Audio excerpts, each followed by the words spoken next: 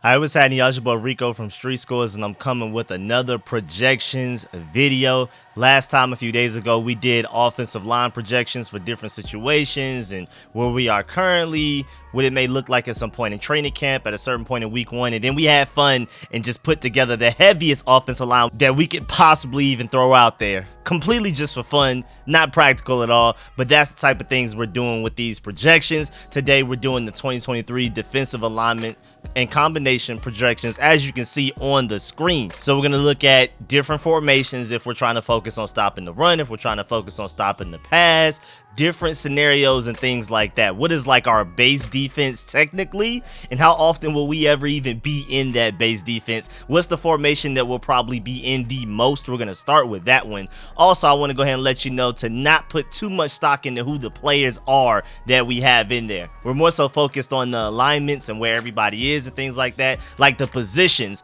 But I'm going to break down everything when it comes to certain players, especially like the cornerback group and the linebackers. We already know safety-wise. We already know defensive line-wise. When it comes to corners and linebackers, we're going to dive into that when we get there. But before we do, make sure you subscribe to the channel, hit the bell next to the subscription button so you get notification immediately. And every time I release an informative and opinionated video just like this one, make sure you stay tuned for all of the rookie film sessions. Again, the Commanders have absolutely nothing going on until we start training camp, which is like 5 weeks away. So even though the Commanders have downtime, the Street Scores channel will not. Still coming with daily content. I had to kind of skip a day yesterday, super busy, but I'm coming back and we're going to do a bunch of fun videos like this and rookie film sessions. We're already done Emmanuel Forbes, working on Quan Martin next, and we're going to go through the entire draft class and some notable undrafted free agents. So without further ado, instead of wasting more of y'all time, let's get it. You tell your family you can be a commander.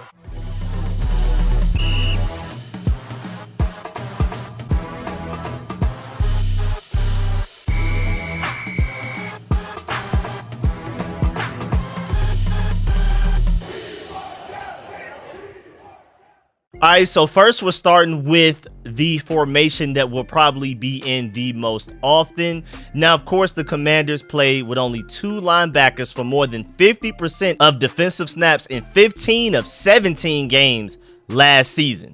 On average, the second linebacker played 70% of defensive snaps throughout the season. The most that a third linebacker saw the field was 26% of defensive snaps in the week 2 game against the Lions. In the remaining games, a third linebacker played 16% of defensive snaps or fewer. Only 2 linebackers played on defense in 7 games. So let's go ahead and get that out the way. We do not play our linebackers. That's why they don't see it as much of a priority and as huge of a need as a lot of us fans. Even I would prefer to find a way to upgrade the linebacker position, but I know a lot of fans are like super panicking over what we're doing in linebacker. But first of all, they trust the guys that they have, and linebacker isn't that big of a need because we're more likely to go out there with 1 linebacker than we are with 3. But we're going to get to that when we get to those formations and things like that. Let's go ahead and dive into it. So this next formation you're going to see is the one that we're probably going to run more times than not, the one that you'll see the most often, and that is 4 defensive linemen, 2 linebackers, 5 DBs. Of course, let me move myself real quick. And so you have, of course, the defensive line, unless we bring in 5, and we're going to have some formations where we have 5 defensive linemen, but usually when we have just 4, it's going to be Montez Sweat, Jonathan Allen, Deron Payne, and Chase Young at the bottom middle of the screen. You already know that. And then safeties, if we're having 2 on the screen, if we're only going to have 2 out there, it's going to be Derek Forrest and Cameron McCurl. But do not sleep on Percy Butler and guys like that really fighting for playing time, because I've been hearing a lot of great things from those guys. But on the outside, and this is what I was talking about before the video started, before the intro, when it comes to the cornerbacks, of course, I've already explained it in several videos. Don't buy too much stock into this yet. This is kind of like what we hope happens, because ultimately, if Emmanuel Forbes and Benjamin St-Juste are good enough to start at outside corner, that means that they surpassed Kendall Fuller, or they're good enough to where we wouldn't start Kendall Fuller, even though the money that Kendall Fuller is making and just how smart of a corner he is. He's lacking quite a bit when it comes to being physically talented, speed, all of that type of stuff. But as far as IQ and awareness, he's one of the smartest corners in the NFL. That's why Pro Football Focus loves him. He's always like a top 5 corner in the NFL when it comes to their grades and things like that. So my point is, ultimately, you hope that this is what the defense is. I'm not saying that this is literally what it's going to be most of the time throughout the season. I'm definitely not saying that this is probably what it's going to be week 1. But ultimately, if Emmanuel Forbes and Benjamin St-Juste are starting, that means they were that good to basically force Kendall Fuller to be a part of the rotation rather than an easy projected starter, basically. Whereas if Kendall Fuller is starting over Emmanuel Forbes or Benjamin St-Juste, that means that somebody's lacking, because we already know how good Kendall Fuller is. He's not a guy that comes with potential or a ceiling that he hasn't tapped into. Emmanuel Forbes, a first-round pick rookie, of course there's a ceiling there that we haven't tapped into. Benjamin St-Juste, even as good as he's already looked playing against guys like Justin Jefferson and locking up AJ Brown when they went against each other, there's still a ceiling that we're trying to tap into. Whereas Kendall Fuller is straight floor, no ceiling at all. So if Kendall Fuller is one of your starting outside corners, Ron Rivera has already said it, Kendall Fuller will not play in the slot. They're not even trying it. They're not even experimenting with it. And I'm happy, because me, as in Rico of Street Scores, already knows that the whole Kendall Fuller in the slot experiment died as soon as he went to Kansas City. For some reason, he went to Kansas City, came back. When he left, he was an elite slot corner. When he came back, he just wasn't at all. It was just unacceptable what he was doing in the slot. But so now he's pretty much a pure outside corner, and Ron Rivera even said it a couple of weeks ago in a press conference. So again, if Emmanuel Forbes and Benjamin St-Juste are starting over Kendall Fuller, that means that they surpassed him and that they're better than him. But if Kendall Fuller's starting, that means somebody just wasn't ready. Somebody's not where they need to be yet. So ultimately, you hope that Emmanuel Forbes and Benjamin St-Juste are starting, because you already know who Kendall Fuller is. And if one of those guys is, if both of them are starting over him, that means that they got better. Not necessarily that Kendall Fuller got worse. And so, of course, when it comes to slot corner, I have Jartavius Quan Martin as your starting slot corner. I think he's going to come in and dominate that. He's already making a lot of plays in mandatory minicamp.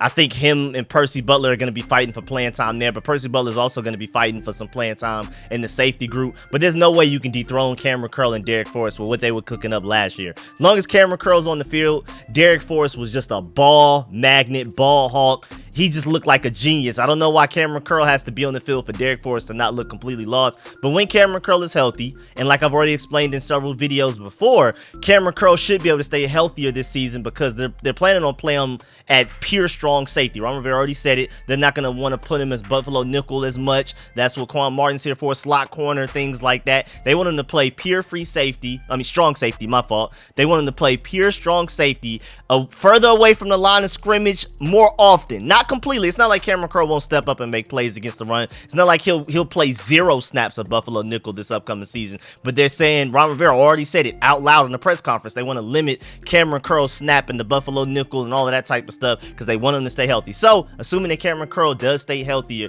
just because of that fact, Derek Forrest, as long as Cameron Curl out there, is a dominant. I mean, he looks like a potential Pro Bowl free safety out there when Cameron Curl is out there with him. When Cameron Curl isn't out there with him, he just looks completely lost. It's just crazy how night and day it is. Either way, those are your 2 starting safeties, but I have Jartavius Quan Martin is your starting slot corner. First of all, he's a second-round pick. You're going to do whatever you can to get your first and second-round picks on the field as often as possible. But with as good as Emmanuel Forbes and Quan Martin have already looked in the offseason, even though it hasn't been any full contact, there haven't been like pads, and we haven't been like really hitting or nothing like that, those guys are already ahead of schedule from where a lot of people expected them to be. Even Jack Del Rio and Ron Rivera are a little surprised that even though they're higher on Emmanuel Forbes and Quan Martin than a lot of the NFL, even a lot of Commanders fan bases who don't like Emmanuel Forbes and or don't like Quan Martin, even those guys that are really high on those guys that wanted to take them in the first and second rounds are even surprised with how good they already are. So that goes to show that Emmanuel Forbes and Quan Martin are ahead of schedule. And again, if Kendall Fuller's starting, cool. You already know what you have. That means Benjamin St-Juste or Emmanuel Forbes just isn't ready, just isn't there quite yet. And it would be really weird if Kendall Fuller's starting over like a Benjamin St-Juste. And then it's like, okay, Benjamin St-Juste is the only corner that we have that's like 6'3" and extremely long, that can do as well of a job as he did against Justin Jefferson and AJ Brown that he did last year. Emmanuel Forbes is more so like a, lock up the slot corner, the shifty guys, the Brandon Cooks and the Devonta Smiths. I mean, he already called them out, and Devonta Smith replied and everything. Like, that's who we have him for. We have Emmanuel Forbes for the quickness, speed, shifty type of receivers. We have Benjamin St-Juste for the bigger guys. And so if Benjamin St-Juste isn't starting, who's covering Justin Jefferson? Who's covering DK Metcalf? Who's covering these big, super strong, tall, jump ball, high pointing receivers? So it would just be weird if Benjamin St-Juste doesn't start some way. I feel like if anything is between Emmanuel Forbes and Kendall Fuller, who's fighting for the most playing time as the outside corner on the side. But again, like I've already explained, Kendall Fuller's making like $10 million, and Emmanuel Forbes is a first round pick. Who do you start between those two? I still think ultimately you hope it's Emmanuel Forbes. But again, like I wanted to explain, I didn't want to dive into cornerback and linebacker too much, but I wanted to explain my reasoning why I picked these guys. And if Benjamin St-Juste isn't starting, that's just really weird because now I'm scared of like CeeDee Lamb and those guys. I'm not exactly sure if Emmanuel Forbes, Kendall Fuller can handle those type of responsibility. That's more of a Benjamin St-Juste job. But we'll see how it goes. We'll probably work them in. And it may be like a game-to-game thing. When we're going against a Justin Jefferson or an A.J. Brown, Benjamin St-Juste probably plays more. When we don't, when the other team doesn't have a really big jump ball type of receiver, then maybe Kendall Fuller and Emmanuel Forbes plays more. We'll see. But either way, ultimately, this is what you hope the group looks like out there. And so I'm just really hoping that linebacker wise that we're not wrong. I'm really hoping we're not wrong because Jamin Davis, I mean, granted, he's just been getting better and better each week. He was getting better and better last year. He's your assumed linebacker one, but since he's been hurt, he's been recovering from a cleanup surgery since the end of last season. I believe it may have been like immediately after the Cowboys game or maybe even before. Either way, he got surgery somewhere near the end of the season last year. He's still recovering from that. He should be 100% for training camp, so nothing to worry about. But he is our linebacker one, you can assume. But with him out, with him not playing in team drills, 7-on-7s, 11s-on-11s, voluntary OTAs, mandatory minicamps, all of that, Khaleke Hudson has actually been your linebacker one. And if anything, David Mayo is your linebacker two and Cody Barton is your linebacker three. I'm not gonna lie, I thought Cody Barton was, based off of what I saw in his tape for the Seahawks, now he was getting better and better against the run every game, because against the pass, I mean, he's an athletic guy. Jamin Davis, Khaleke Hudson, Cody Barton, I feel like if anything, we should be comfortable with them in coverage. The thing with all three of these guys that I have a problem with is their run stopping, and then that's what David Mayo excels at, but he's a liability in coverage, so it's hard to play him except for certain situations. We'll get to that later. But with Khaleke Hudson right now, he's your linebacker one, and Cody Barton, if anything, is two spots below him. If you're talking about one linebacker in the depth chart, like for some reason, just one linebacker, Jamin Davis, Khaleke Hudson, and then you have David Mayo and then Cody Barton, which is a little surprising to me because I thought Cody Barton looked pretty good towards the end of the season for the Seahawks, even just against the run as well. So we'll see how that goes. Originally, when I made this, I started making this when I announced that I was working on these videos like a couple of weeks ago. I had Cody Barton there instead of Khaleke Hudson, but I mean, at this point, what I've seen from mandatory minicamps, Khaleke Hudson is balling out in coverage against the run and everything. I mean, we've barely run any run plays, and then we'll see how that goes once we get to like training camp and we start to really run the ball because we barely run it. But I think Khaleke Hudson may still hold on to it, but you got to know that like Jamin Davis, I think is like 230 something. I think Cody Barton is like 240. Khaleke Hudson's 220. So they may side with Cody Barton if he's able to pick up the defense and learn Jack Del Rio's scheme a little bit better and develop into what Jack Del Rio is asking, because Khaleke Hudson, even though he looked great against the Cowboys, even though he's looked great this offseason, he's still 220. He's a hybrid linebacker safety. And again, I'm not worried about coverage when it comes to this linebacker group, except for David Mayo. The thing is stopping the run. And with Khaleke Hudson being the lightest linebacker out of the top four that I keep talking about and mentioning by like at least 10 pounds, that is worrisome. But we'll see. When we get to training camp and people start hitting for real and we got full contact, we're going to see what my boy Emmanuel Forbes right here at the bottom left is talking about with that lack of weight. We're going to see what Khaleke Hudson is talking about against the run as well. And if Khaleke Hudson doesn't look good against the run, even though he looked really good against the run against the Cowboys, and it looked like the fact that he was only 220 pounds didn't matter that much, hey man, we'll see, because if he doesn't, Cody Barton is ready to step up in his place, I believe. Now, we've stayed on this formation for a very long time, but it was more so I can explain what is exactly going on with why I chose who I chose for linebacker and corner and stuff like that. So when you see moving forward who I have at corner and linebacker, I've already just set the precedent now, and now we can just move on and have more fun with the formations.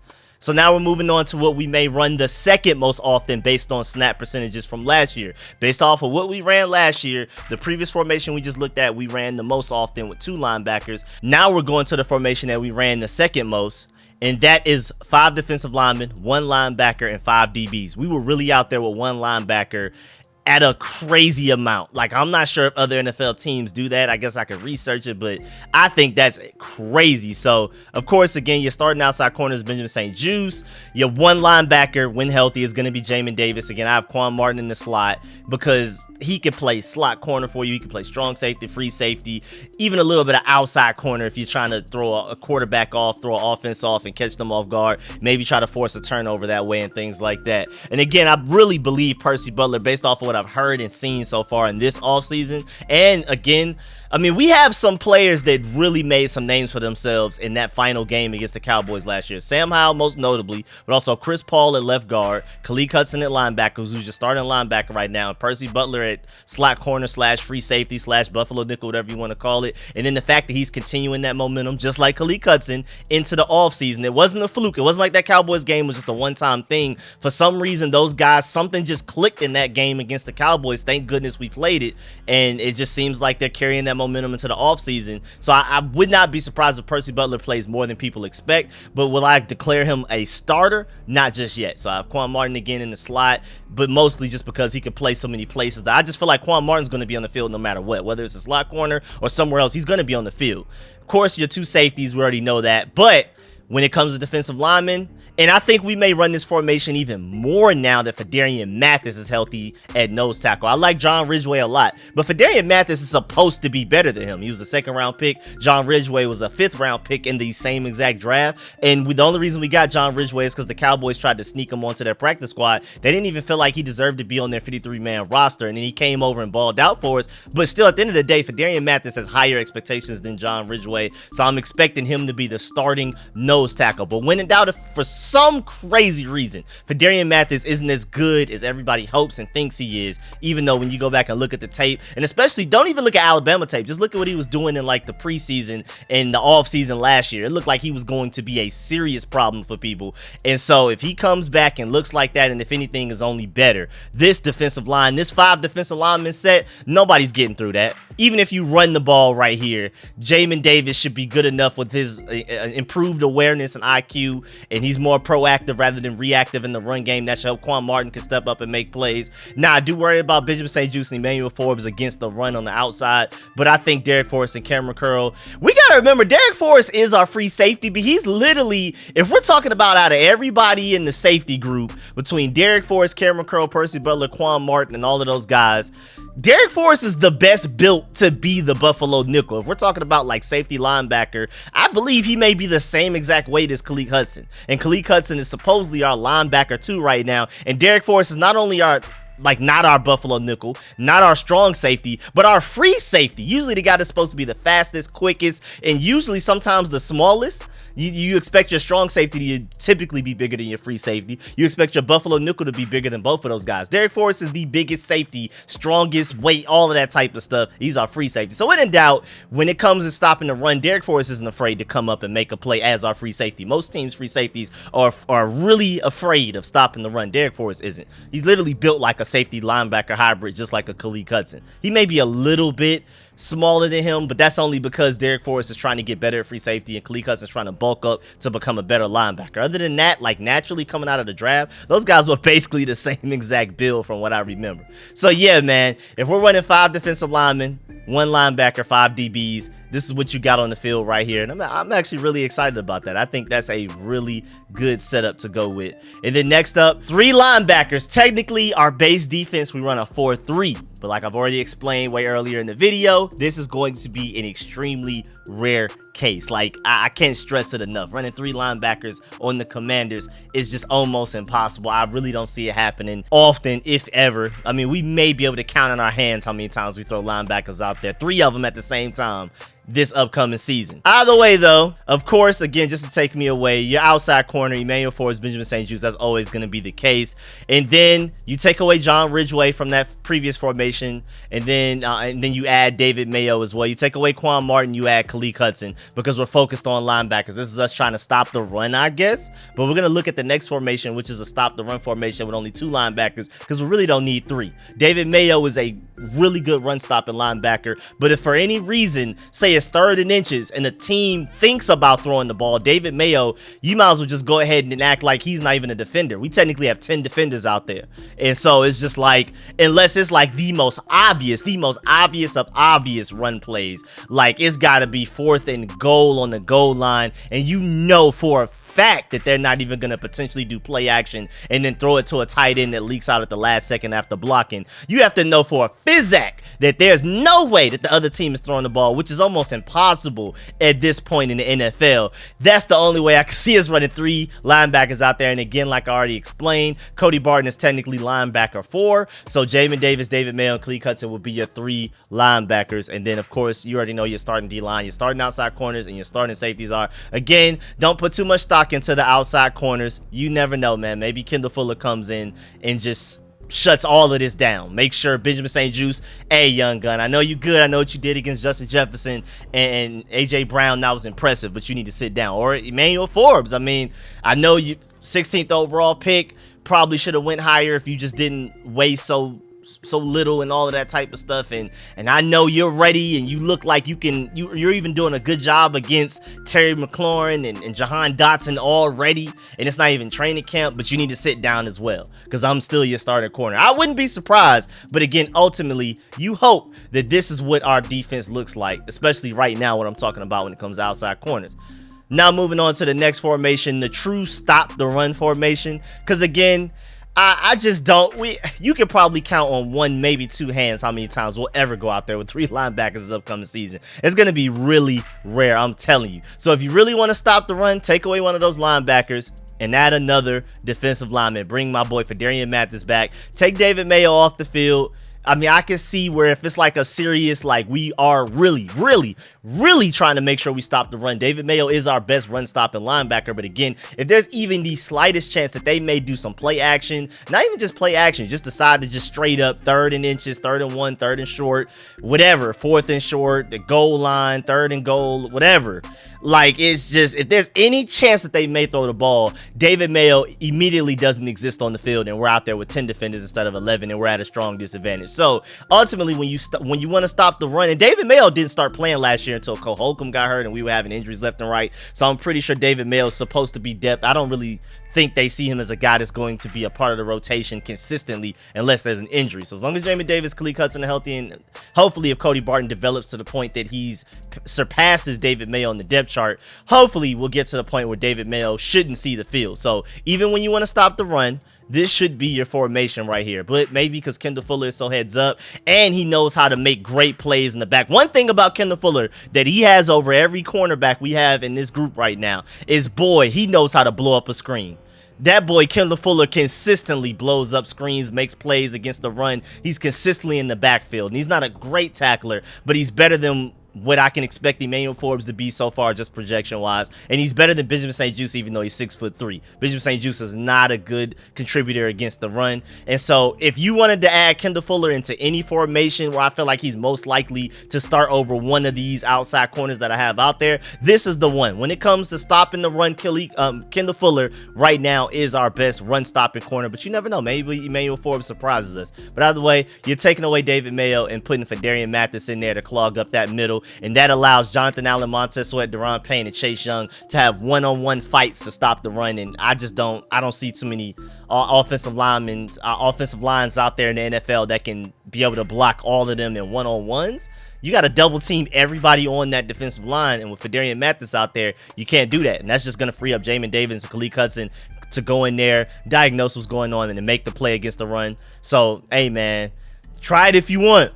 And then lastly, if we're doing like an obvious pass situation, and this is completely hypothetical, we may go out there with one less DB than this. We may go out there with even more DBs than this, but I'm just hypothetically 4 defensive linemen, 1 linebacker, because this is like a almost a Hail Mary situation. We up 6 with 30 seconds left and the other team is starting on their own 25-yard line or something like that. This is the type of formation we're throwing out there. Just prevent, keep everything in front of you. So now you add Kendall Fuller out there because we want another corner, we want another DB. Now maybe Percy Butler, because of his speed, you prefer him out there. But Kendall Fuller, again, he's so smart, and it's just like I had to include him in at least one formation out here because he's still a good enough corner to start at corner. I mean, I still feel like he's a easy, really good cornerback too. Would you want Kendall Fuller as your cornerback 1 that's following the best receiver of the other team? No, but as a cornerback 2, he's still really good. So I had to at least include him just for that, just for schematics and politics.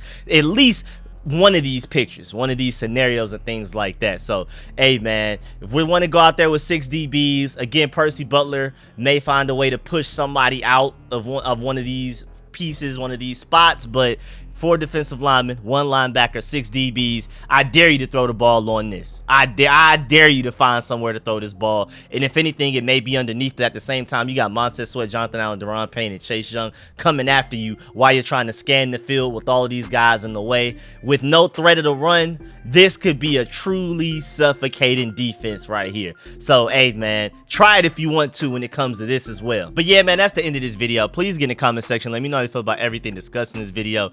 Please leave a like on this video if you liked it. If you learned anything, as always, man, I appreciate all the support, man. Shouts out to all of my sponsors, especially my Pro Bowl sponsors, whose name you see scrolling on the screen right now, man. I really appreciate y'all. Let me know in the comment section how you feel about this video. Also, if you haven't already checked it out yet, check out my offensive line version of this video. And also get in the comment section, let me know how you feel about any other alignments and combinations, scenarios, and projections that I could do. Let me know what ideas you may have for further videos like this, because we have plenty of time. Again, we have 5 weeks until the Commanders do anything noticeable. So we need to have some fun. Again, I'm working on film sessions. I have a lot of other video ideas as well, but let me know what other videos like this you may want, because I enjoy making these. I mean, I'm literally just sitting down. I got football on the side, maybe some anime, and I'm just like thinking like, okay, maybe we could put this defense together, we could throw these people. Like, I'm just literally just having fun doing these scenarios. This doesn't feel like homework or anything. This is something I would be, even if I didn't have a YouTube channel, I would probably do something like this, because I'm just that type of person. I really enjoy these type of things. So again, just feed me more ideas and I'll go out there and do them. So yeah, man, I appreciate all the support. I'm gonna catch y'all later. Until next time, well, really until tomorrow, I'm out.